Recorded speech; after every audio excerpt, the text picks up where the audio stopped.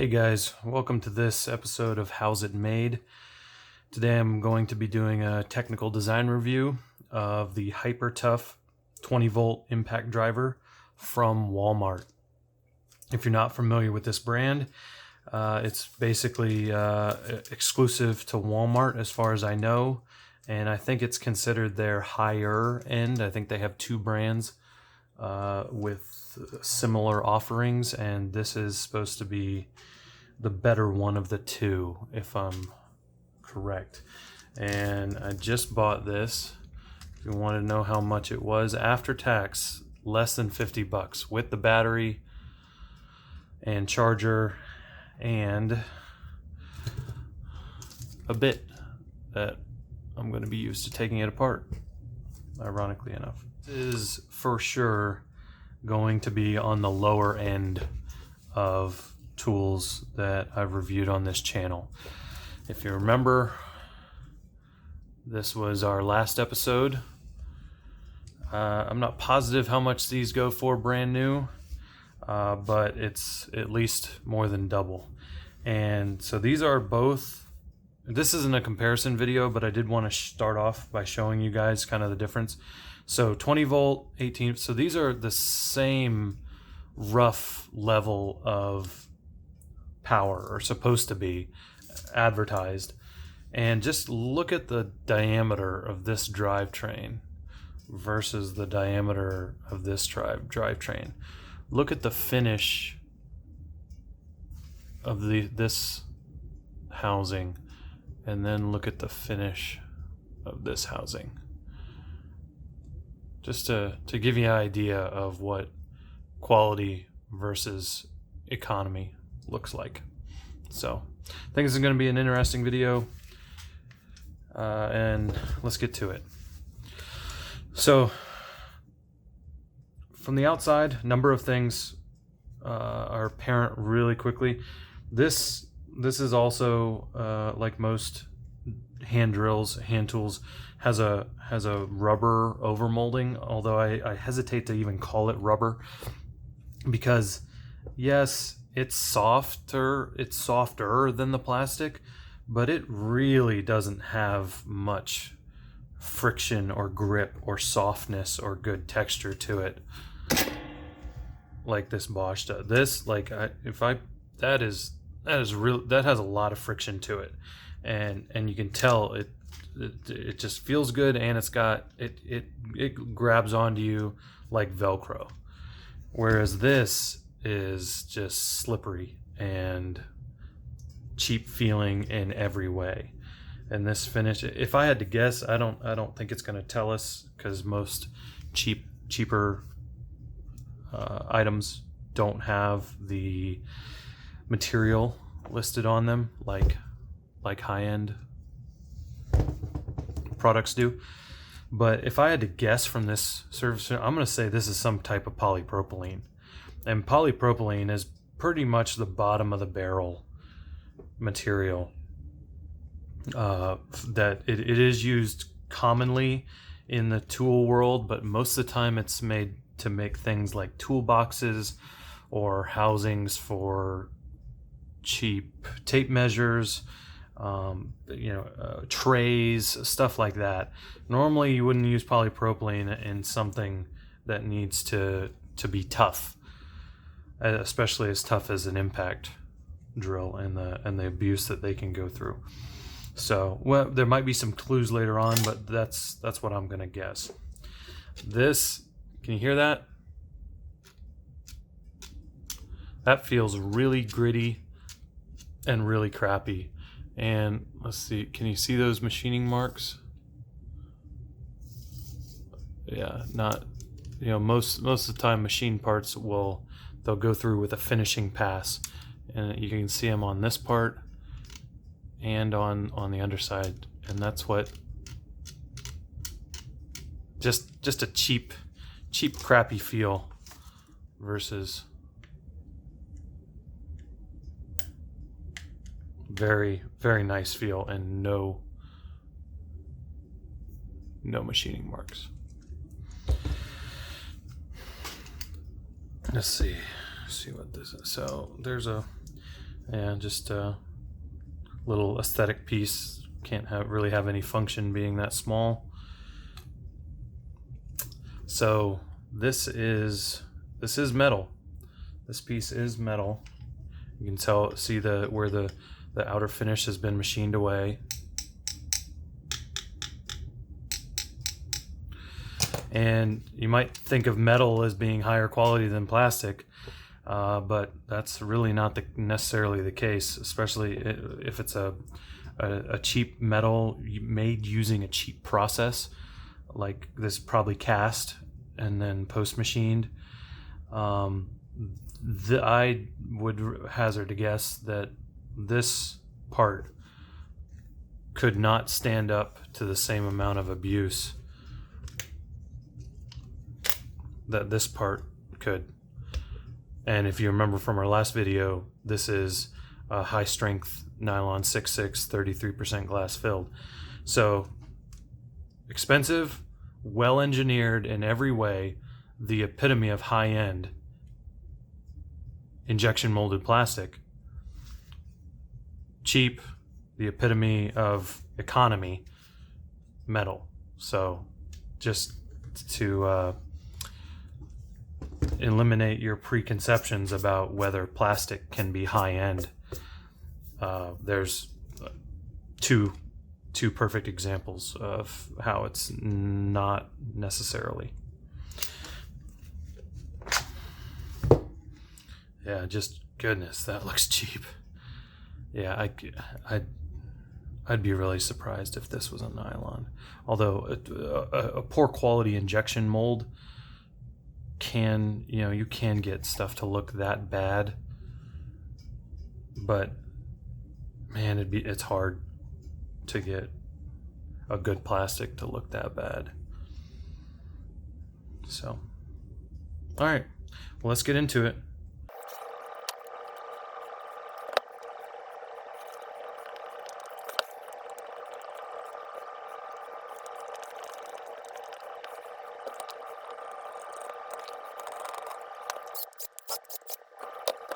All right, so the first thing that's just interesting to note is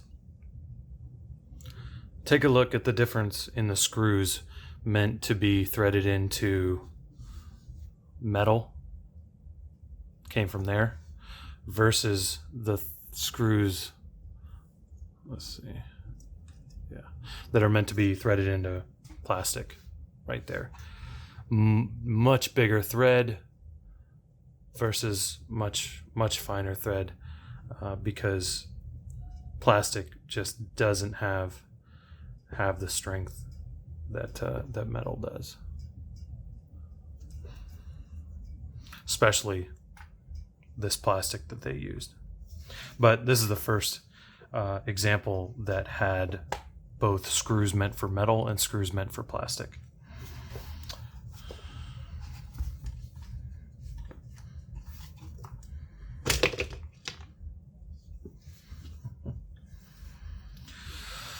Okay, so man, you if you didn't see my Bosch episode, you really need to go back and look at that and see the difference between what half of this housing looked like versus what this housing looked like. It's just, it couldn't be a more stark contrast of high quality versus low quality economy. Just the very little ribbing. What ribbing there isn't even very high, and in order for a rib to do its job, it needs to have height to it. A shallow rib has almost no purpose. Like, you might as well just leave the uniform wall thickness of the part there, and these ribs, like, that's maybe 50% extra of the wall thickness and height. I mean, that one's there, but that's not even where rigidity isn't really needed there. It's needed everywhere else. So yeah, not a whole lot going on here to buy injection molded giant dovetails to get this crappy semi rubber like polymer to stick to to the rigid plastic underneath. Yeah, no material called out anywhere. So I'm gonna stick with my original guess of this being polypropylene. And then, this could be any number of cheap elastomers that will chemically bond to polypropylene. And then the story pretty much continues in here. Wow, yeah. Go back and watch the Bosch episode and look at what this looks like compared to what that looks like. I mean, I wouldn't be surprised if this doesn't even have like PWM, if that's just like a resistor circuit or something, that kind of old electronics technology for varying speed. I don't know. This does look kind of like a standardized piece that came off of something semi-quality. So yeah, just a raw, unprotected circuit board, and this LED coming out right here instead of routing it around to where you really need it, like on the Bosch. So and this, I don't know, was that disconnected when? I'll have to go back and look, but yep, not a whole lot to say here. And again, this motor, it looks like an RC motor from like a cheap Radio Shack RC car or something. It doesn't look like it was purpose built at all. And then, so this is a metal housing with some fairly expensive, relatively expensive post machining going on here. So a cast part, and then this has been faced to make it nice and flat, and then been turned in there or milled in there to fit snugly with the mating parts. And yeah, this reminds me more of the Rigid episode, and not that Rigid is a cheap brand. It's just the Rigid was a 12 volt. This is supposed to be the next size up, like the Bosch. This is the next size up from a 12 volt, 18 volt. This is supposed to be a 20 volt, and the beefiness and size of the drivetrain components reminds me more of a Rigid 12 volt than an 18 volt or a 20 volt anything like that. Yeah.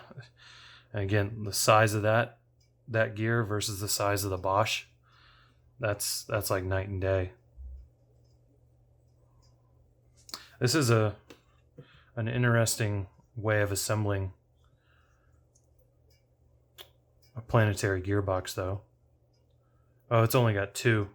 It's only got two gears. So a planetary gearbox, you can amplify its strength with the number of gears that you put in the planets. The planets are the gears that rotate around the center. And this one only has two. Whereas I remember from the Rigid, it had at least three, and maybe even and I think four on some of the reductions. And this is just a single reduction also. So the torque, let's see what the torque says. Does it have a torque rating? 1/4 inch. Oh, there we go. So there's the specifications. No load, impact rate, chuck size, max torque, battery capacity. Yeah, I don't know exactly how that compares to the Rigid and the Bosch. I didn't look up the specs on those, but there's no way that a single reduction with only two 2 gears could come close to making what the Rigid or what the Bosch was making. So there's that. Yeah. So this is something I was suspected from the beginning, is that, see, it calls itself a 20 volt. And in the world of lithium polymer batteries, if they're using standardized cells, which they almost have to be, unless they're having their own custom cells made, there isn't really a combination of lithium ion cells that add up to 20 the nominal voltage of 20.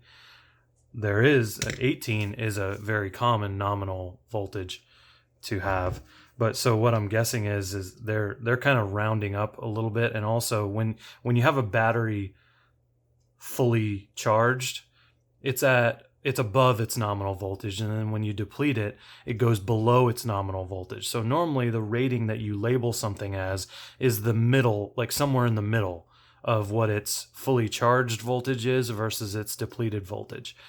And that's what most honest companies are doing. So 18 is not the max voltage that this battery will have.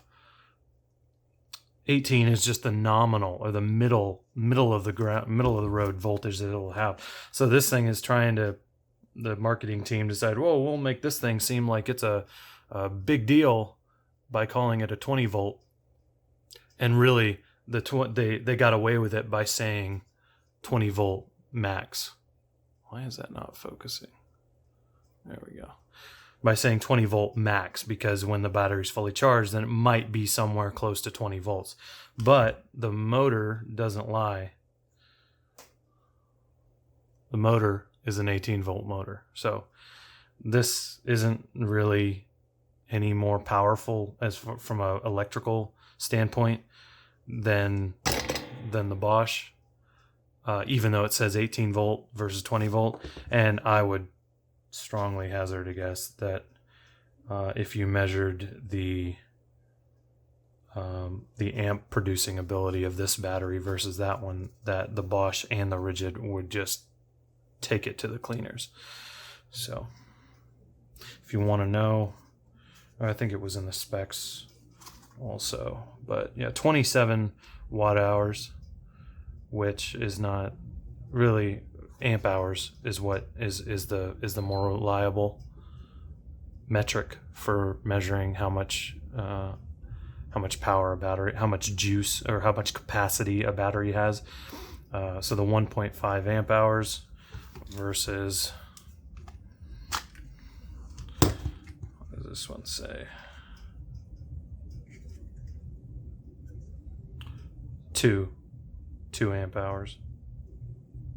So, and that still doesn't tell you the whole story. You only know how good a battery is when you actually hook it up to a load and you measure how low the voltage drops under a given amp load.